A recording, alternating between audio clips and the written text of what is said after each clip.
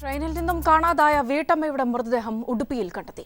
Udupi railway ട്രാക്കിലാണ് മൃതദേഹം കണ്ടെത്തിയത്. തൃശൂർ കിള്ളിമംഗലം സ്വദേശി അജിതയാണ് കൊല്ലപ്പെട്ടത്. ഇവർ ബലാത്സംഗം ചെയ്യപ്പെട്ടതായി സംശയമുണ്ട്. കഴുത്തിൽ ഷോൾ കുരുങ്ങിയ നിലയിലായിരുന്നു മൃതദേഹം. വിവരങ്ങളുമായി ജംഷീർ ചേർന്നുണ്ട്. തത്സമയം ജംഷീർ, എന്നാണ് ഇവരെ കാണാതായത്? ഒപ്പം തന്നെ ഇപ്പോൾ ഇവരെ കണ്ടെത്തിയതുമായി, മരിച്ച നിലയിൽ കണ്ടെത്തിയതുമായി ബന്ധപ്പെട്ട വിവരങ്ങളും. സൗമ്യ, ഇക്കഴിഞ്ഞ 9-ാം തീയതി കഴിഞ്ഞ തിങ്കളാഴ്ച രാത്രിയോടെയാണ്, രാത്രി 10 മണിക്കും പുലർച്ചെ 2 മണിക്കും ഇടയ്ക്കാണ് അജിതയെ ട്രെയിനിൽ നിന്നും കാണാതായത്. ഭർത്താവിനും 15 വയസ്സുള്ള മകൾക്കും ഒപ്പം മുംബൈയിൽ നിന്നും മംഗള എക്സ്പ്രസിൽ നാട്ടിലേക്ക് യാത്ര ചെയ്യുകയായിരുന്നു ഇവർ. ഇതിനിടയിൽ രാത്രി 10 മണിക്ക് കിടന്നുറങ്ങുന്നതുവരെ അജിത കൂടെ ഉണ്ടായിരുന്നു.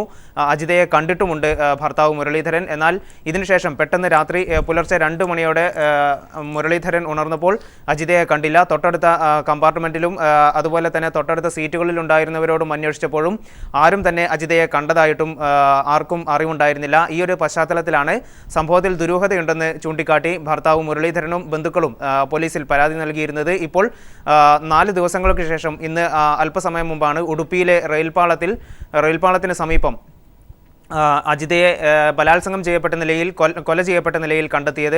ബലാത്സംഗത്തിന് ഇരയായിട്ടുണ്ട് എന്ന് തന്നെയാണ് പോലീസ് പറയുന്നത്.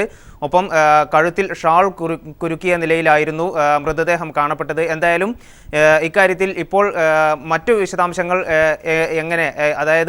എങ്ങനെയാവാം കൊല്ലപ്പെട്ടിട്ടുണ്ടാവുക എന്നുള്ളത് എല്ലാം സംബന്ധിച്ച് പോലീസിൽ നിന്നും കൂടുതൽ വിവരങ്ങൾ നമുക്ക് ലഭ്യമാകാനുണ്ട്.